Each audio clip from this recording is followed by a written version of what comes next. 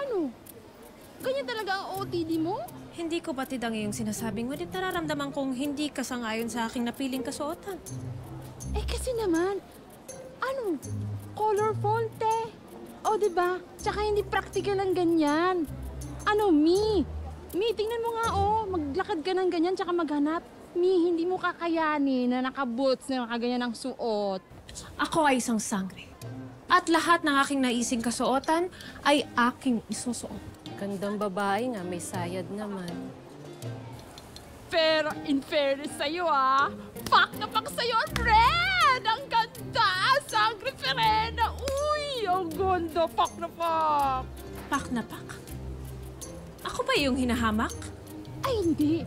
Ang ibig sabihin ng pak na pak, maganda! Fabulous! Bongga! Ganon! Pak na pak! Ganon, ganon.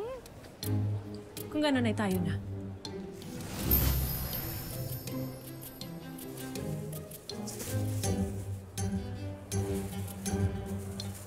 Hoy, pera mo.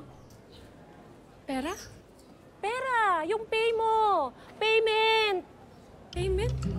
Ako ba iyong binubulyawan? Shoplifter ka ba? Basta-basta ka na lang nandedekwat ng mga damit? Sinasabi ng pash na yun. Sangre Ferena, payment pera, kapalit ng mga damit na kinuha mo sa paninda niya. Alam mo, ikaw kanina ka pa eh. Sino bang kausap mo? Hindi ka lang shoplifter. May tililing ka pa. Teka sandali.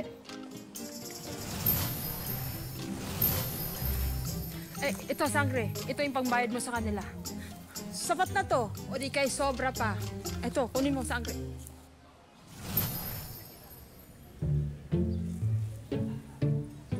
Kabayaran.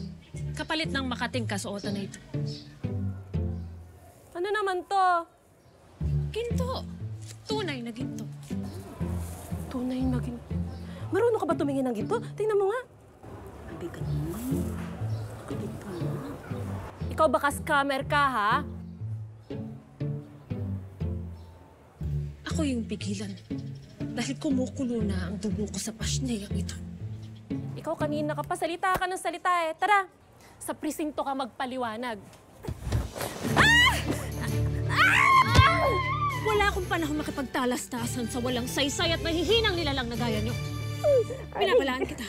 Huwag mo akong pipigilan sa aking tungkulin. Bitiwan mo ako! Ikaw! Kung hindi ko lamang hinahanap ang aking hadiah, malamang ay naipadala na kita sa balaak ngayon. Talakayos na.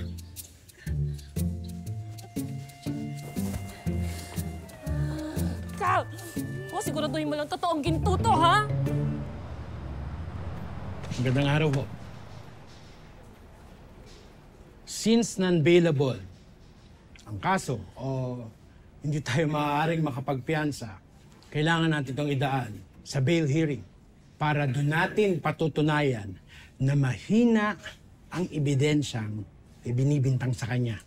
Pag napatunayan na po na mahina ang ebidensya laban sa lolo ko, ano na po ang susunod na mangyayari? Kung mag-grant ang bail or yung piyansa, kailangan nating maghanda ng pera. At least mga 400 to 500,000. Saan kami kukuha ng ganung halaga? 500? Kahit mag-ambag-ambag yung mga kaibigan namin, mga kapitbahay namin, hindi kami makakuha ng ganun. Anong mangyayari ngayon kung hindi kami makapagbigyan ng piyansa? If denied,